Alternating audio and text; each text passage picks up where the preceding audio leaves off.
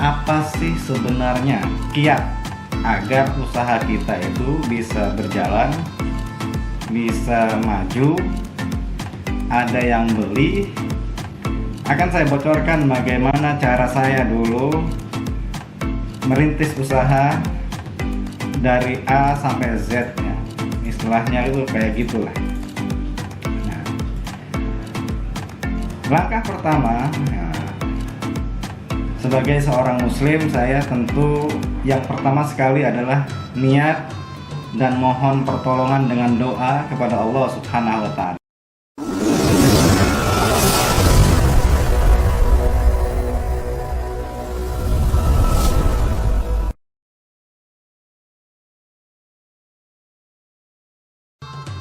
Assalamualaikum warahmatullahi wabarakatuh. Jumpa lagi dengan saya Bagus Muhammad Sukron di channel kesayangan kita ini, TMM Official.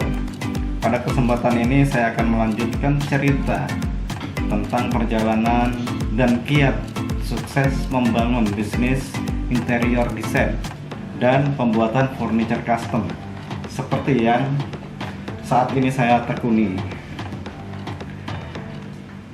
Sahabat sekalian, seperti video saya bagian pertama kemarin tentang cerita saya merantau di Bekasi, yang awalnya bekerja jadi tukang sapu, tukang ngepel, menjadi marketing freelance, menjadi seorang tukang penjual stiker dinding dan lain sebagainya, sampai pada akhirnya saya punya usaha sendiri, interior design dan pembuatan furniture custom. Alhamdulillah sampai saat ini usaha saya ini masih berjalan dan sudah ada beberapa pemesanan dari klien-klien kami. Anda bisa lihat beberapa pekerjaan yang sudah pernah kita kerjakan, yang telah dipesan oleh beberapa klien kami yang tersebar di Jabodetabek, Jogja, Gresik, Sulawesi, dan Surabaya. Langsung saja guys, apa sih sebenarnya kiat agar usaha kita itu bisa berjalan, bisa maju, ada yang beli, dan kita bisa hidup enak gitu ya, hidup layak, nggak susah, dan lain sebagainya. Apa sebenarnya? Akan saya bocorkan bagaimana cara saya dulu merintis usaha dari A sampai Z ya. Istilahnya itu kayak gitulah. Nah, langkah pertama, sebagai seorang muslim, saya tentu yang pertama sekali adalah niat dan mohon pertolongan dengan doa kepada Allah Subhanahu wa Ta'ala. Itu langkah yang paling pertama. Yang kedua, kita harus punya mental ya. Kita harus punya mental pengusaha. Mindset kita ingin berubah dari hidup susah menjadi lebih baik dan layak. Dan ini harus kuat tanam di mental kita. Seperti yang dulu saya tanamkan ini, saya harus bisa. Kenapa orang lain gak bisa, saya gak bisa? Gak mungkin lah saya gak bisa. Gak mungkin lah saya gak sukses. Itu mental guys. Kalau mental ini sudah ada, cakep. Kita masuk ke poin selanjutnya. Yang saya lakukan adalah, saya pada waktu itu menentukan jenis usaha yang akan saya rintis. Waktu itu saya merintis usaha desain interior design, interior design dan pembuatan furniture custom. Jadi tentukan jenis usahanya. Kemudian yang keempat, hal yang saya lakukan mulai berpikir tentang identitas bisnis yang akan saya jalani. Nama bisnisnya, waktu itu nama saya sampai sekarang, nama bisnis yang saya jalankan adalah bilkisfurniture.com. Kemudian saya buat logo. Kemudian saya mulai aktif di jejaring sosial, website misalnya, Facebook, Instagram, dan jika perlu YouTube seperti yang saat ini saya lakukan ini. Dan kita harus masuk juga di marketplace yang saat ini banyak sekali, guys. Kemudian tidak kalah pentingnya di samping sosial media tadi, tempat usaha, mulai tempat produksi, tempat berjualan dan promosi, itu penting, guys. Kemudian yang kelima, hal yang saya lakukan waktu itu adalah memahami industri usaha yang saya jalani dari A sampai Z. Termasuk di dalamnya adalah saya harus menguasai peralatan apa saja yang dibutuhkan ketika memulai bisnis ini.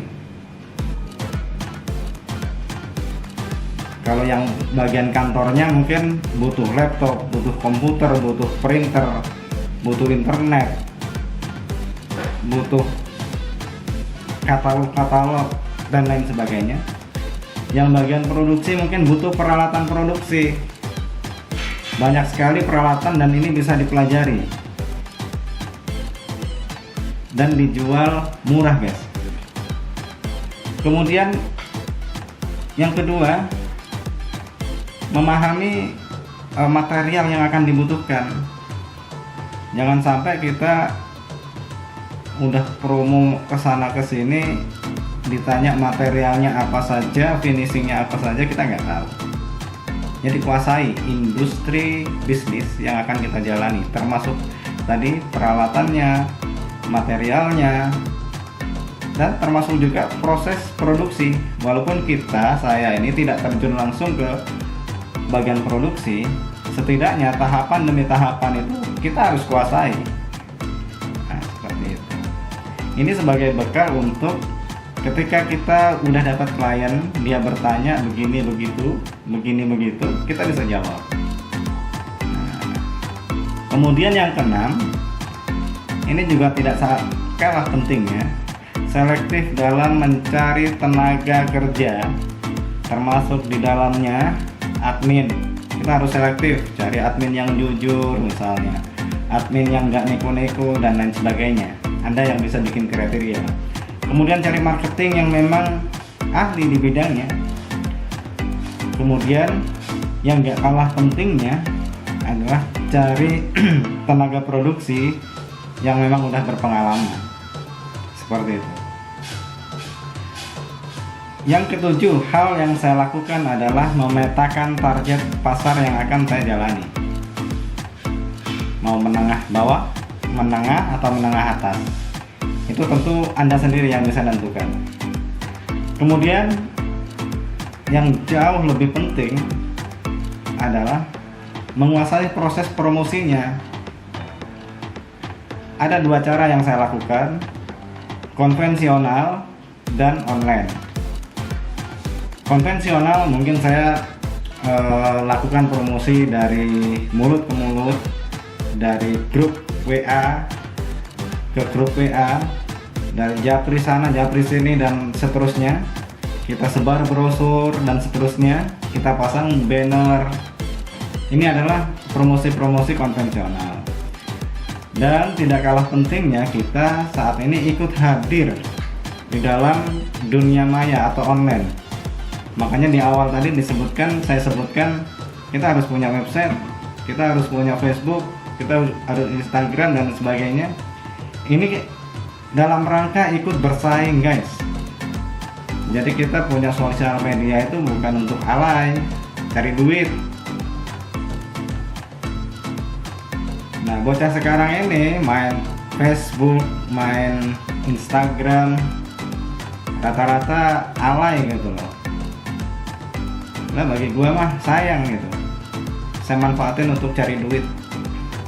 saya manfaatin untuk promosi usaha gitu. Nah, itu yang saya lakukan sehingga usaha saya sampai saat ini sudah berjalan sekitaran 4 tahun, jalan 5 tahun, dan alhamdulillah ya setidaknya saya sudah punya rumah dari usaha ini, saya sudah ada mobil, saya sudah ada motor beberapa, saya ada tanah yang apa istilahnya buat tabungan ke depan di daerah Bekasi sana. Ya artinya dari bisnis ini selama 4 tahun jalan 5 tahun ini ada perubahan gitu, perubahan mental, perubahan finansial dalam kehidupan saya. Ini tentu saya mengucapkan syukur alhamdulillah kepada Allah Subhanahu wa taala yang telah memberikan kemudahan kepada saya. Dan saya berterima kasih kepada semua klien saya yang nggak bisa saya sebutkan satu persatu yang sudah mempercayakan kepada saya dan tim saya untuk mengerjakan berbagai macam pesanan furniture custom. Saya terima kasih banyak dan ditunggu bos orderan selanjutnya. Iya. Oke guys, mungkin itu tips dan trik saya ketika saya membangun dan memulai bisnis interior design dan pembuatan furniture custom di Bekasi.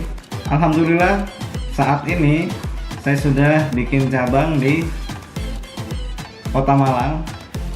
Tempat saya saat ini rekam video, posisinya saya di Malang guys. Ketika video yang bagian pertama kemarin itu posisinya di Bekasi. Alhamdulillah saya sudah buka cabang di Kota Malang untuk memenuhi permintaan-permintaan mungkin di daerah Malang dan sekitarnya, Surabaya dan sekitarnya. Insya Allah kami masih dan siap melayani berbagai macam pesanan furniture custom. Mohon doanya, mohon dukungannya. Bagi yang belum subscribe di channel saya ini, subscribe ya, gratis, dan jangan lupa tekan tombol loncengnya biar Anda orang pertama yang mendapatkan pemberitahuan baik seputar produk, motivasi, dan lain sebagainya. Terima kasih. Sebelum saya akhiri, saya ngopi dulu ya.